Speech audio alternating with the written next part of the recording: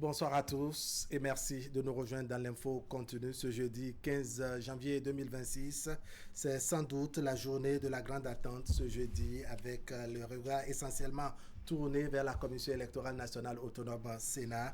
Électeurs, candidats et partis politiques respirent au rythme de l'institution en charge de l'organisation des élections qui jusque-là n'a pas encore proclamé les grandes tendances.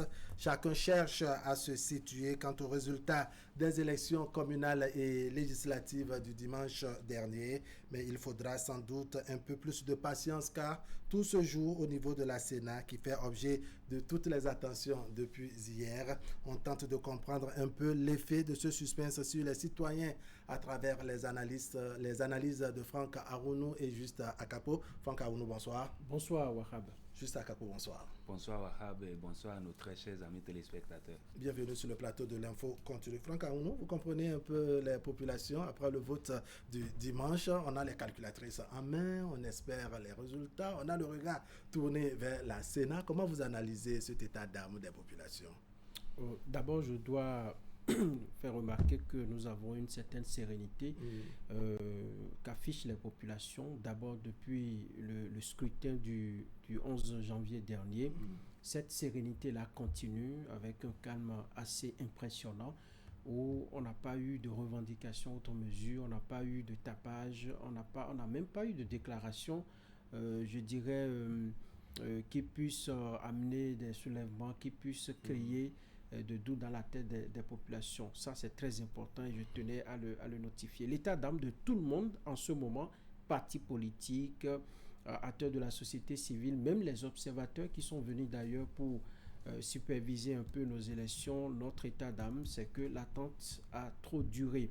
L'attente a trop duré, on peut relativiser aussi, parce que lorsque vous référez un peu au calendrier publié pour ces élections de 2026, sauf erreur de ma part, c'est que les résultats provisoires, c'est jour plus 5, c'est-à-dire le jour du scrutin, plus 5 jours pour les résultats provisoires. Et là, la Sénat, si on t'en tient à ce chronogramme-là, c'est que la Sénat est toujours dans les délais prévus, impartis pour prononcer les résultats provisoires. Maintenant, lorsque, après une élection où j'ai vu une Sénat qui s'est véritablement dépensé en termes de logistique, en termes de préparation, en termes de nouveautés apportées à l'organisation des élections et que jusque-là, on n'a pas eu les résultats, ça commence véritablement par peser, l'attente devient... D'accord, on commence encore par se poser des questions. Oui, vous voyez les choses comment, Juste à Capo? Alors, je dirais tout simplement que c'est tout à fait légitime et normal que au sein de l'opinion, on exprime, on soit quand même un peu, je ne dis pas totalement, un peu inquiet du fait que jusqu'à maintenant, on n'ait pas de résultats provisoires venant de la Sénat, parce que de par le passé, on nous a déjà habitués au fait que ces résultats-là puissent vite sortir. Et donc, du moment où on a déjà cette habitude et qu'on est déjà... on s'est déjà familiarisé à une telle situation et que brusquement, pour les élections que nous avons eu à faire tout récemment, on constate que les choses soient en train de se passer autrement. Il y a lieu quand même que les populations soient dans une certaine, je dirais, dans un certain étonnement du fait que nous soyons en train d'observer cela. Ce que je voudrais aussi particulièrement relever et souligner, c'est que j'ai remarqué une certaine maturité au niveau de nos chers concitoyens. C'est le fait que beaucoup se sont abstenus de prendre des photos, des images, des résultats qui ont été tracés sur des tableaux et lors des compilations et autres là dans les centres de vote et de publier sur les réseaux sociaux. Ça montre véritablement que les gens prennent au sérieux le code du numérique et les gens veulent quand même être dans le respect des dispositions légales que nous avons au pays. Et donc, nous sommes en train d'observer aussi que toujours dans cette même logique, les gens, malgré leur impatience, sont quand même reste quand même plus ou moins silencieux par rapport à cela. On va revenir sur cet aspect-là, n'est-ce pas? Ce calme qu'on a noté au niveau de nos concitoyens qui, en dépit de tout, sont restés plus ou moins respectueux des règles en la matière. Alors, vous parlez tout à l'heure de logistique, le déploiement qu'on a eu, la logistique de la Sénat et la période dans laquelle nous sommes. C'est quoi? Il y a beaucoup de réformes en ce qui concerne le numérique. On se disait que la Sénat pouvait faire des pas en avant, des pas de géant et donc accélérer la proclamation des résultats. Qu'est-ce qui se passe ou quelle justification possible selon vous? Si je prends le cas du littoral où nous avons suivi, il y a eu assez de retard. Oui, dans le démarrage, vous voulez dire. N'oubliez pas que c'est la première fois que nous organisons des élections couplées, législatives et communales ensemble. Cela demande beaucoup plus de temps, beaucoup plus de délai pour visiter tous les PV qui ont été envoyés, parce que par le passé, nous organisions les communales, ensuite les législatives et peut-être la présidentielle, les élections étaient séparées. Donc, sur cette base-là, je pense qu'on est en train de prendre la mesure de la situation, de savoir que pour ces élections, des élections couplées désormais, nous avons besoin plus de personnes pour, par exemple, lire les procès-verbaux. Nous avons plus de procès-verbaux qui viennent en même temps, alors que par le passé, on sait le nombre qui vient. Maintenant, c'est peut-être le double du fait qu'on a voté législative et communale ensemble. Donc, quand je mets tous ces éléments ensemble, je me dis que la Sénat est à l'épreuve, en tout cas, des réalités en matière d'organisation d'élections couplées. Mais cela ne devrait pas du tout justifier le retard que nous observons. Et quand on parle de retard, on aurait souhaité que 2-3 jours après que nous ayons les résultats, parce que vous avez les moyens, vous avez disons budgétisé tout ce dont vous avez besoin pour essayer de gérer ces élections. On vous les a accordés, donc pas de raison pour que nous observions tout, même les retards que nous avons observés. On ne devrait pas assister à ça. Vous parlez de retard en ce qui concerne le démarrage du scrutin. Ça peut être un argument, ça peut être une raison qui justifie ce à quoi nous assistons, parce que de sources, disons, proches par exemple de la Cour constitutionnelle jusqu'aujourd'hui, on continuait de débarquer les toutes dernières cantines. Et vous avez vu, la Cour constitutionnelle est très prudente. Le président est sorti d'abord pour mettre un peu la pression à la Sénat, qui a envoyé rapidement les premières cantines par tout le lot. Et ensuite, aujourd'hui, dans la journée d'aujourd'hui, de ce jeudi, nous avons eu un communiqué sorti par la Cour pour dire nous sommes en train de mettre les petits plats dans les grands pour essayer de vite sortir les résultats définitifs. Et en la matière, vous savez que c'est la Sénat qui prononce les résultats définitifs en matière d'élections communales et la Cour constitutionnelle en matière d'élections législatives et s'occupe maintenant des recours. Donc, la Sénat a beaucoup plus de boulot que la Cour constitutionnelle. Mais on aurait souhaité que les choses puissent aller un peu plus vite pour libérer. Alors, on a de la logistique, on a les moyens et autres. Est-ce que vous croyez que cette explication de Franck Arounou apporte, je dirais, un peu une certaine justification à la place de la Sénat, qui jusque-là ne s'est pas prononcée sur les raisons qui justifient, je dirais, ce retard? Bien évidemment, parce que c'est les retards constatés au niveau de l'ouverture de certains centres de vote. C'est un secret de polichinelle, parce que les gens sont sortis et ont observé cela. Les concitoyens sont allés dans l'objectif, dans le seul but de pouvoir voter, mais se sont retrouvés dans une situation où les centres n'avaient pas encore ouvert. Et donc, avec cette situation-là, comprenez que cela soit quand même totalement légitime, que les résultats, la compilation des résultats puisse souffrir d'un certain retard dans la manière d'organiser les choses. Et l'autre chose que je pourrais aussi intégrer, pour ce qui concerne un aspect justificatif ou un élément justificatif de ce retard qu'on est en train de constater, c'est aussi le fait que la Sénat veuille rester assez prudente pour faire en sorte qu'il n'y ait pas au bout du compte, quand les résultats vont sortir, des erreurs notoires qui pourraient... Il faut vérifier, revérifier, voilà, il faut s'assurer que ce qu'on a, c'est ceci qui est vraiment exactement. la vérité. Donc, cette situation peut aussi justifier cela parce qu'on joue beaucoup plus depuis un certain temps sur la carte de la prudence pour éviter que les énergies soient tiraillées ça et là autour des résultats qui sortent et qu'on évite quand même qu'il y ait assez de recours et qui pourraient fatiguer à la longue durée. D'accord, parlons toujours de résultats. Ce que les populations attendent, ce que les candidats et les partis politiques en compétition attendent également, c'est que les résultats provenant de la Sénat puissent refléter la réalité des urnes. On peut dire que sur ce dossier ou sur cet aspect, il ne devrait pas avoir d'inquiétude, non? Pas du tout. Alors, nous avons deux aspects. Il y a les partis de la mouvance, en l'occurrence l'UP, le Renouveau, disons le Bloc républicain et Moël Bénin. Moël Bénin. Eux, vous allez remarquer que le ton n'est pas assez fort. On tient un langage beaucoup plus rassurant pour dire le temps que nous observons, cela dénote de la rigueur dans le fait de passer au peigne fin tout ce que nous avons comme paperasse qui vient des arrondissements et qu'on doit vérifier, comme l'a dit tout à l'heure Juste. Et donc, eux, ils tapent sur cet aspect-là. Au niveau des opposants, on ne dit rien, mais on a un regard très fixé sur tout ce qui se passe pour dire, nous allons observer, nous verrons ce qu'ils vont donner comme résultat, parce que de chaque côté, on a les chiffres qu'on a compilés, qu'on a laissés là.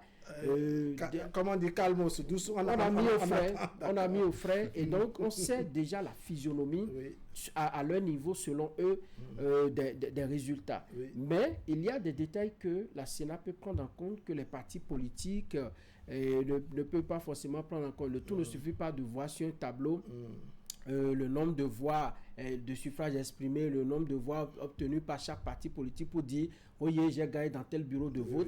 Est-ce que les procès-verbaux ont été bien signés? Est-ce que tous ceux qui devraient apposer leur signature l'ont fait? Est-ce que le président du bureau de vote a pas... au finish, apposé sa signature? Est-ce que... Donc, il y a beaucoup de paramètres à prendre en compte. Donc, voilà un peu ce à quoi... Mais de façon générale, j'apprécie un peu le tempo au niveau des partis politiques qui ne versent pas dans des déclarations va-t-en-guerre, dans des déclarations qui vont soulever la population. Et il a dit tout à l'heure, cela participe de la maturité, de niveau de maturité des Béninois. Nous avons tiré le son de tout ce que nous avons vécu en 2019-2021 et on sait qu'aujourd'hui, personne n'a plus envie de revivre ces événements-là qui n'ont rien apporté que le malheur en son temps. D'accord. Pour ceux qui espèrent que la CEDA proclame les résultats reflétant la réalité des urnes, est-ce qu'il y a d'inquiétude dans la matière? Je ne pense pas qu'il y ait d'inquiétude parce que quand on voit tout l'arsenal professionnel qui est mis en place, il n'y a pas du tout lieu de s'inquiéter. L'autre chose, c'est que les partis politiques ont eux-mêmes aussi envoyé au niveau des centres de vote leurs mandataires. Donc, les mandataires ont suivi les choses de très près. Et donc, je ne pense pas qu'aujourd'hui, nous soyons plutôt à ce niveau où on doit manipuler les chiffres ou détourner les choses. Moi, j'ai foi en ce que les résultats qui seront proclamés seront forcément ceux issus des urnes. Moi, j'ai foi en cela parce que nous sommes quand même dans une organisation très sérieuse et les choses se prennent en main de façon professionnelle. Et donc, pour cela, moi, je voudrais quand même... C'est vrai que je ne suis pas le porte-voix ou le porte-parole de la Sénat. Je voulais rassurer les uns et les autres que nous devons avoir foi en nos institutions républicaines et savoir que tout ce qu'on aura comme résultat va pouvoir refléter réellement les réalités du terrain. D'accord. Alors, est-ce qu'on a vraiment de raison d'être pressé en ce qui concerne la proclamation des résultats? C'est vrai, on parle de logistique, on parle du numérique aujourd'hui, on parle également du fait que la Sénat, par rapport à son chronogramme, n'est pas encore hors délai et autres. Mais est-ce que vous comprenez un peu cette envie, cet appétit des candidats, des partis politiques, des populations, donc des électeurs, n'est-ce pas, à voir ou à attend les résultats. Cela s'explique comment? Pourquoi vous avez choisi ce thème-là vous-même ce soir? C'est parce que justement, on est tous dans l'attente et on veut être véritablement délivré. Parce que les résultats... C'est à la limite une délivrance. Hein? Oui, c'est une délivrance. Moi, j'ai passé une nuit blanche parce que hier, on a dit que la Sénat va annoncer les résultats. J'étais là pour donner la primeur de l'information. On a quitté les locaux de Canal 3 aux environs de 2h30 minutes. On avait déployé d'ailleurs une équipe pour suivre un peu les résultats. Vous voyez, et beaucoup de personnes étaient en attente, les partis politiques, les militants. Et vous savez, lorsque par exemple, on donne les résultats, ça engage en même temps une autre machine. Ceux qui doivent toucher les députés, les banques, ceux qui doivent faire des prêts aux députés, ceux qui doivent faire des prêts aux maires pour telle ou telle chose, parce que ceux qui vont entrer en fonction auront des frais d'installation, il faut déjà s'accrocher. Donc, c'est beaucoup de choses. Donc, le processus, on ne veut pas qu'il y ait d'arrêt. Et donc, lorsque on a publié le chronogramme aussi, on n'a pas dit qu'il faut donner ça au dernier jour. On a dit entre le premier jour et le cinquième jour, par exemple. Et donc, on aurait souhaité qu'avec tout ce qu'on a fait comme évolution au plan numérique, au plan de l'organisation, qu'on aurait eu des résultats déjà le lendemain ou le surlendemain du jour du scrutin. Mais ça n'a pas été le cas. Et depuis lors, quand vous revisitez l'histoire du Bénin, les résultats sont des moments assez palpitants pour les populations. Parce qu'on veut voir qui a gagné. Est-ce que j'ai battu campagne? Est-ce que nous avons réussi? Est-ce que... Moi, j'ai eu un ami qui est candidat pour la communale et il m'a dit, dans son arrondissement, ils ont fait un peu moins d'efforts comme d'habitude, mais ils espèrent que... Vous voyez? Donc, il y a beaucoup d'interrogations. Ça veut dire qu'il y en a qui prennent conscience également de leur force de frappe Absolument. au regard de ce qui et qui ne s'attendent pas au miracle lorsqu'on va donner les résultats. D'accord. Est-ce que vous comprenez comme Franck pourquoi les gens sont pressés d'avoir les résultats? Pour vous, c'est aussi une délivrance? Oui, j'allais même dire tout ça. Visiblement, il y a beaucoup qui attendent d'être délivrés. J'allais dire que Franck a trouvé l'expression la plus juste pour exprimer cela. C'est totalement une délivrance parce que la voie autorisée ou l'institution qui est autorisée à pouvoir donner les résultats auxquels tout le monde est obligé de s'accrocher, n'a pas encore livré les dernières tendances et tout ça. Donc, c'est un élément quand même qui peut amener les uns et les autres à être toujours sur le qui-vive, à vouloir réellement savoir ce qui se passe. Parce qu'on peut avoir soi-même certains résultats et il y a des cas de figure qui font pareil et qui font par exemple faire ressortir le fait que j'ai des résultats à mon niveau et par la suite on constate que dans certains bureaux de vote il y a des résultats qui sont annulés. Donc il y a de ces cas de figure qui peuvent arriver, ça fait partie des paramètres qui peuvent fausser les calculs faits par certains candidats. Et donc s'il arrive qu'on observe ce genre de situation, ce serait quand même aussi sur des raisons fondées. Et donc si les candidats doivent tenir compte de ces éléments-là, il y a lieu quand même qu'ils soient toujours dans cette attente impatiente-là et je vais emprunter l'expression de Franck tout à l'heure, c'est que ils puissent espérer cette délivrance-là, bien évidemment. Et donc, tout le monde a le regard rivé vers la Sénat et donc on est aussi dans l'impatience de pouvoir découvrir. Alors Franck Arounou, tout à l'heure vous parlez du degré de maturité du peuple béninois parce qu'on sait que les partis politiques ont envoyé leurs mandataires, ça fait qu'ils disposent sans doute des chiffres en raison de ce que la loi leur confère. La loi confère aux représentants des partis politiques de repartir avec les fiches, pour ne pas dire, les copies de dépouillement. Ça veut dire qu'à leur niveau, ils disposent des chiffres, mais en dépit du numérique qui existe, des réseaux sociaux qui existent, chacun fait preuve de discipline à son niveau. On n'a pas publié les chiffres en pagaille sur les réseaux sociaux, on n'a pas dévancé la Sénat qui est habilitée à proclamer les résultats et autres. On se pose la question de savoir ce degré de maturité dont vous parlez là, à quel moment le citoyen béninois a acquis cela? Vous savez, il y a une épée de Damoclès qui est qui est sur notre tête. Ah bon, qui plane plane, sur la tête de plane tout le et monde. ça cherche quelqu'un, des gens quand même à prendre. Parce que le code du numérique, vous savez, on l'a expérimenté de diverses manières. Des gens ont été arrêtés de diverses manières. Mais ces élections, c'était un test. Et je pense que le test a réussi parce que je n'ai pas vu sur un seul forum des gens qui ont publié pour dire dans tel ou tel, c'est le parti vert, c'est le parti bleu, c'est le parti rouge qui a gagné. Mais dans les discussions, évidemment, vous allez voir, on revendique précocement la victoire. On dit dans telle zone, nous avons fait un bon score. Oui. Ça, personne ne peut le dénier. On n'a pas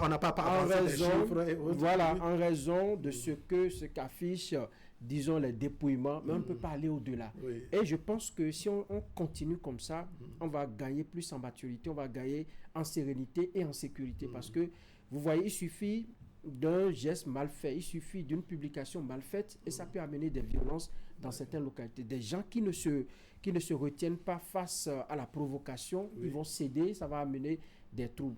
Et bien avant, c'est que le chef de l'État a eu dans ces différentes sorties, il a eu à mettre en garde tous les fauteurs de troubles. Il dit que ça ne se reproduira plus jamais.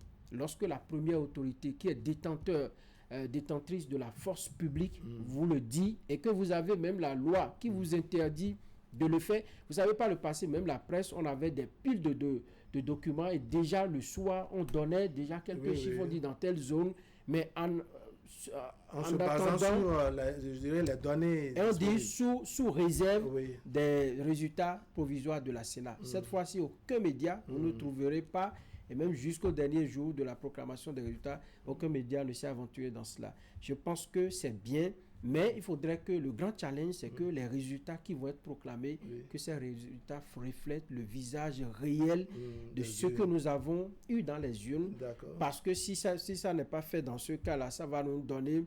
Ça peut apporter de l'eau au moulin de ceux qui pensent que les élections sont organisées pour des trucages, ainsi de suite. Ça va faire mal, ça va laisser des traces de frustration que les gens peuvent garder et après s'extérioriser. Vous voyez les choses de la même manière, c'est parce qu'on a une épée Damoclès qui plane sur la tête de tout le monde en raison du caractère un peu corsé du code du numérique, ou bien c'est quoi ce degré de maturité du peuple béninois que tous vous applaudissez, ça vient d'où? C'est totalement clair.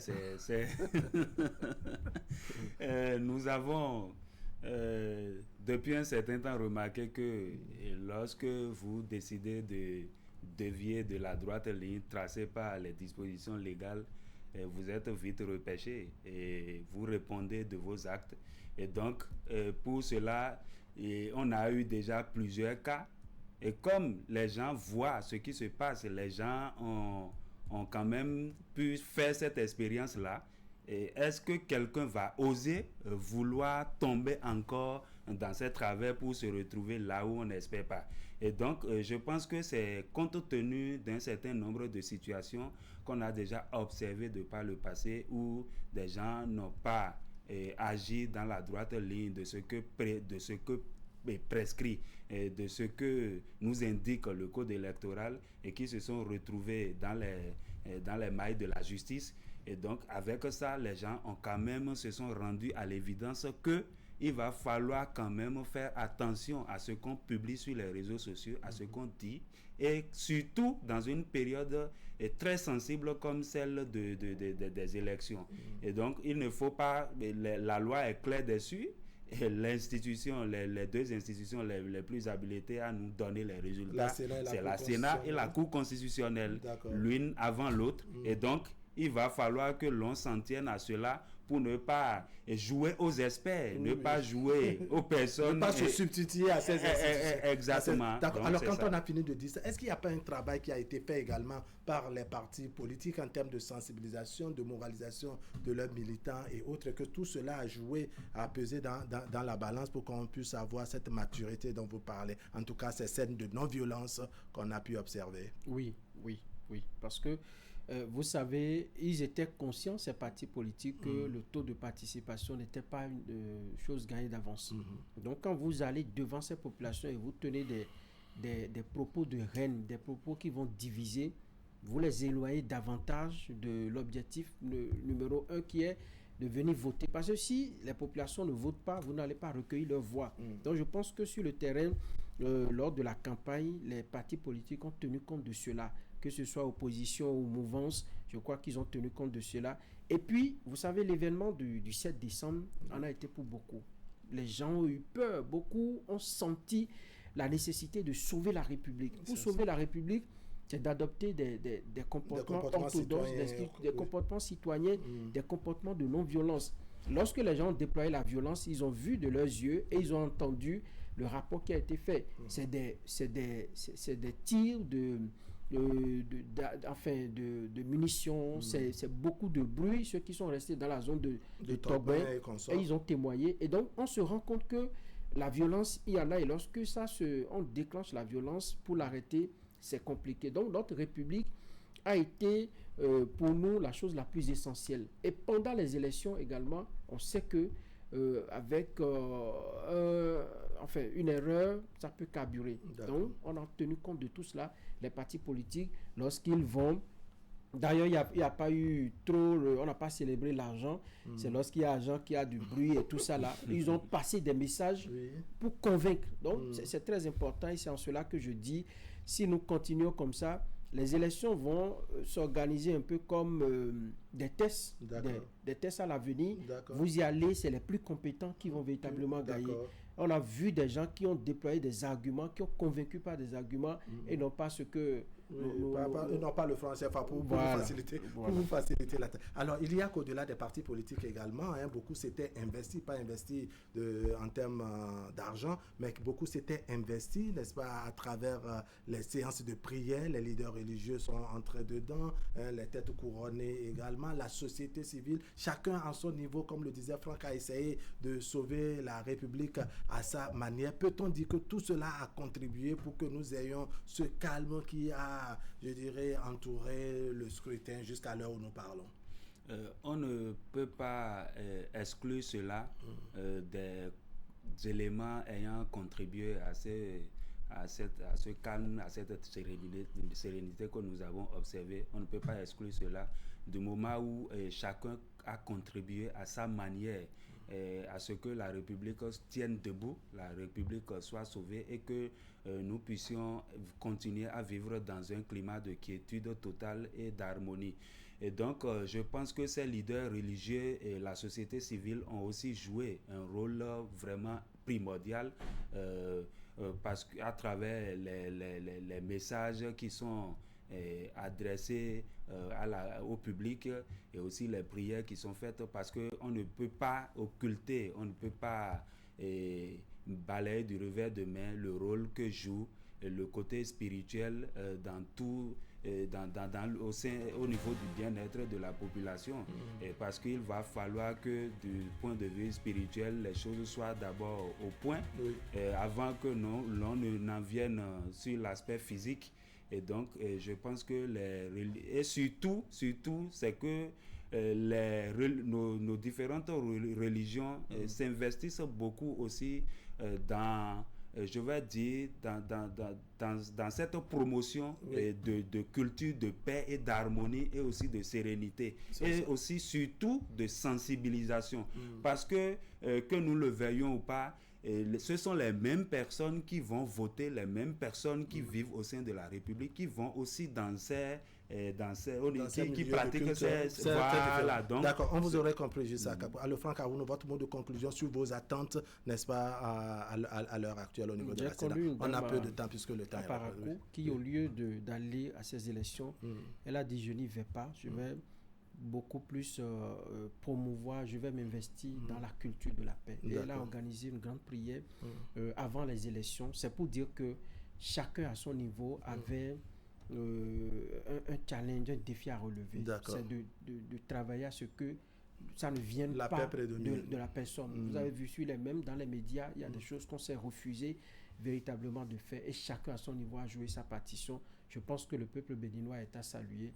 Et c'est à notre actif, tout le mérite revient à tous les Béninois tout bord confondu. Franck Arounou, merci beaucoup. Juste à Capo. Merci beaucoup. Mesdames, Messieurs, ce sera tout pour aujourd'hui. Merci de nous avoir suivis. L'information continue sur Canal 3 Bénin. Vous avez la rediffusion tout à l'heure à 23h et demain autour de 10h30. Allez, portez-vous bien.